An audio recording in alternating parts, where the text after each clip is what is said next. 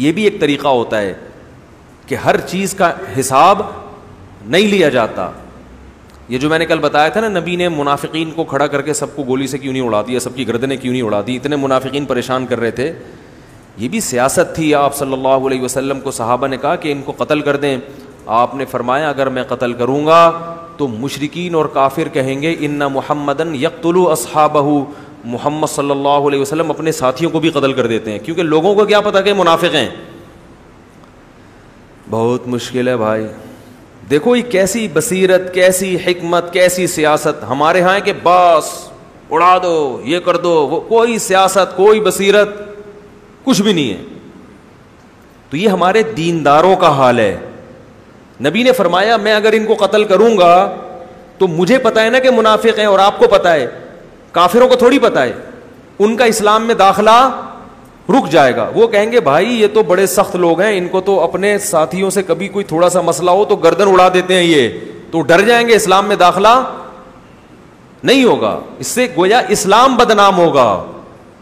تو یہ بھی کیا تھی نبی صلی اللہ علیہ وسلم کی سیاست. اور ہمیں سیرت سے یہ چیز بھی سیکھنی چاہیے کہ ہر صحیح کام کرنے کا نہیں ہوتا, اس میں گراؤنڈ ریئلٹی کو دیکھنا پڑتا ہے, دائیں بائیں دیکھنا پڑتا ہے, اس کے اثرات کیا پڑیں گے, افورڈ کر سکتے ہیں کہ نہیں کر سکتے. اڑا دو, یوں کر دو, اس کو فتوا دے دو ممبر پہ بیٹھ کے, ٹھیک ہے نا, حق بیان کر دو ڈنکے کی چوٹ پہ, جو ہوگا دیکھا. ابے اس کے اثرات کیا پڑ رہے ہیں لوگوں پہ ہیں. تو کچھ بھی نہیں دیکھتے, اور حق پرست عالم سمجھتے ہیں اس کو جو ڈنکے کی چوٹ پہ بیٹھ کے سب بیان سب بتا دے. ایک دفعہ میں نے کہا سب, ایک صاحب مجھے کہنے لگا سب بتا دو مفتی صاحب. میں نے کہا سب بتا دیں, ہاتھ پاؤں کٹوا دیں, اپنے نہیں آپ کے, ٹھیک ہے. تو عالم وہ ہوتا ہے جو حکمت, مصلحت, حق بات کس وقت کہنی ہے اور کس انداز سے کہنی ہے, کون سا موقع ہے, اس موقع پر یہ کہنا بھی ہے کہ نہیں کہنا.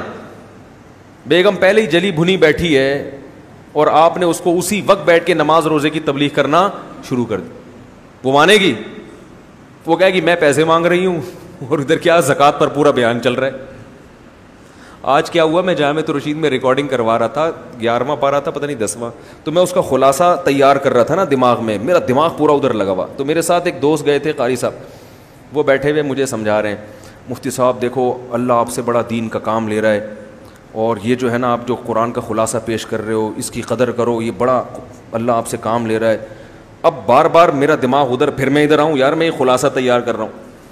تو پھر وہ مفتی صاحب دیکھو اس پہ اللہ کا شکر ادا کرنا چاہیے, محنت کرنی چاہیے, چھوڑ نہیں دینا چاہیے یہ کام, شکر ادا کرنا چاہیے, جو شکر کرتے ہیں اللہ ان کو نوازتا ہے. پھر میں ادھر, اب وہ ٹائم ہو رہا ہے 6 بجے لائیو چلتا ہے نا, پھر میں ادھر, اب میں پھر جب دوسری دفعہ ہوں, میں نے کہا قاری صاحب پہلے مجھے بیان کرنے دو, پھر انشاءاللہ آپ کا بیان میں تفصیل سے سنوں گا.